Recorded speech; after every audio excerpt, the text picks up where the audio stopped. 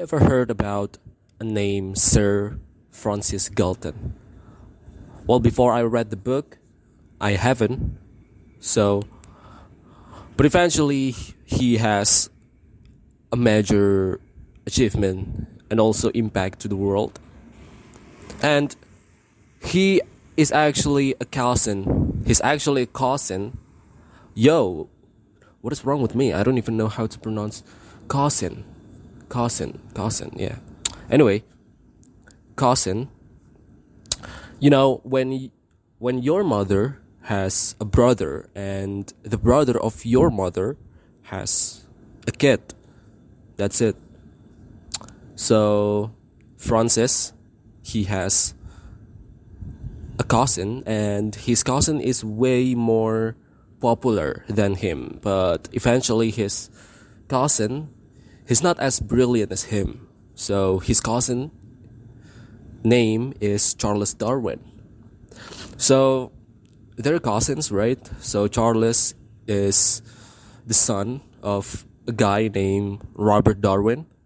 And then Robert has a sister, and her name is Violetta Darwin. And then Violetta was married to a guy with the last name Galton. And yeah, it's actually not that interesting if I'm being honest. It is what it is, but you know, Francis Galton, he's brilliant. So he invented a lot of theories, and some of them are correlation, and he also found some of the most important terms that we use in statistics today, and those are percentile, decile, ogive, etc. So it's not just that, but also there are more. And also he's the first one to know and to realize that fingerprints is specific to only one person.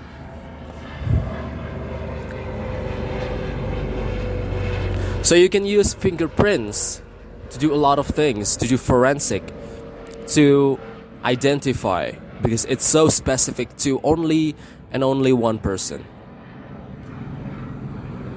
And he's the first man to popularize eugenics. So eugenics, and obviously modern day human, we're not very familiar with this kind of thing. But back in the day, especially in 19th century, it's really, really, really popular. So eugenics, it's a belief that you can create the best human by combining the best genetics. So you have the best man, you have the best woman, and you know it from observation. Maybe you're looking for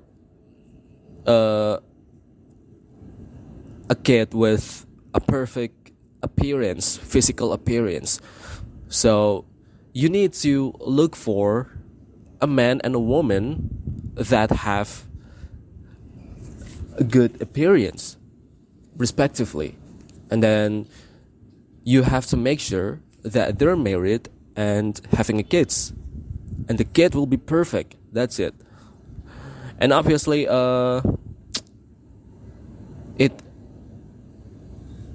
it became taboo, especially after Hitler, because Hitler believed that white people is a supremacy race, and any other race is not that supreme. And white people nowadays is trying to prevent that idea to come out again. So it became taboo nowadays. So I believe that the research in this area is also not that as much as what happened in the past. And also there are issues about racism, and we want to avoid ourselves to get into that, obviously. So who want to do such research, right? And Galton also is the one who invented psychometrics, which is knowing a quality of a person, and it can be an opinion or it can be positive or negative trait from